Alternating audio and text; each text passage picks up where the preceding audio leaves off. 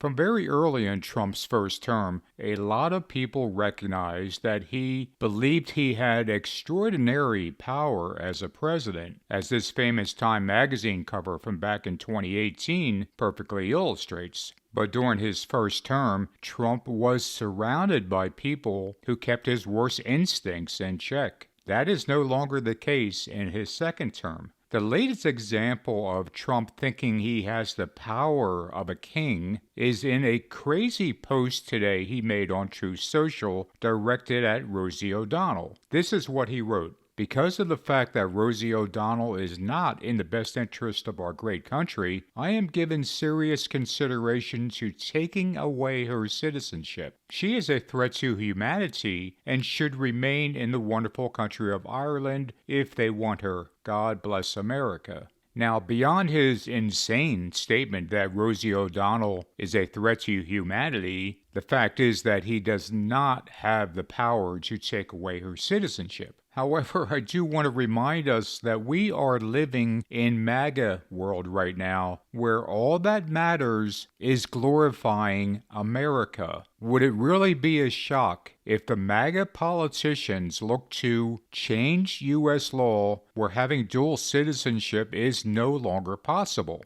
Not only would that not be a shock, it would be perfectly in line with everything else they are doing. You would have to choose between being a citizen of the United States or, for example, being a citizen of Canada. Now, I believe that Rosie O'Donnell is not yet an official citizen of Ireland, but that is probably inevitable, and by changing the laws to not allow dual citizenship, the Trump administration could be forcing her and others like her who criticize him to make a choice between living in the United States or living in any other country in the world. And as you can see from this map, there are other countries around the world that do not allow dual citizenship. Of course, many people will read Trump's comments about Rosie O'Donnell as just another case of him trolling, and he is undoubtedly a troll. Sometimes people think he's funny. Often they think he's cruel or being a bully, but he does troll all the time. And others think he is just being his crazy self, which he has shown over and over in the last decade. And there's some merit to that as well. He shoots from the lip, and oftentimes it's pure crazy. The third thought on what he posted is that Trump is projecting onto others what he himself believes, and especially in his comment that Rosie O'Donnell is a threat to humanity. In reality, it's probably a combination of all of these things. Trump is a troll, Trump is crazy, and there's a lot of projection in what he speaks. He calls people liars and evil and scum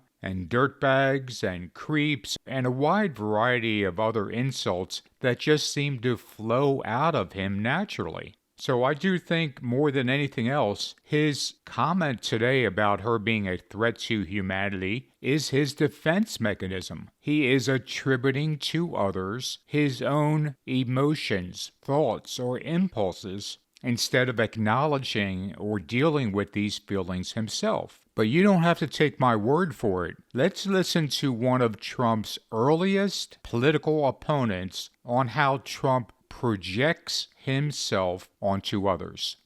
I'm going to do something I haven't done for the entire campaign. For those of y'all who have traveled with me all across the country, I'm going to tell you what I really think of Donald Trump. This man is a pathological liar. He doesn't know the difference between truth and lies. He lies practically every word that comes out of his mouth. And in a pattern that I think is straight out of a psychology textbook, his response is to accuse everybody else of lying. He accuses everybody on that debate stage of lying. And it's simply a mindless yell. Whatever he does, he accuses everyone else of doing.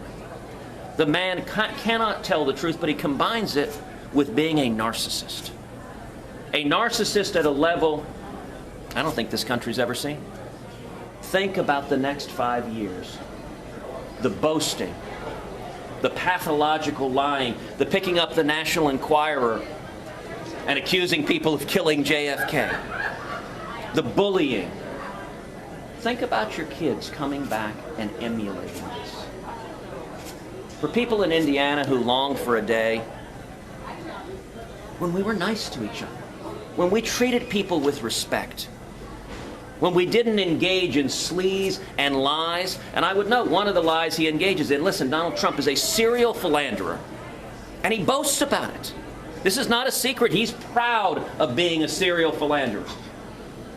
I want everyone to think about your teenage kids. The President of the United States talks about how great it is to commit adultery, how proud he is.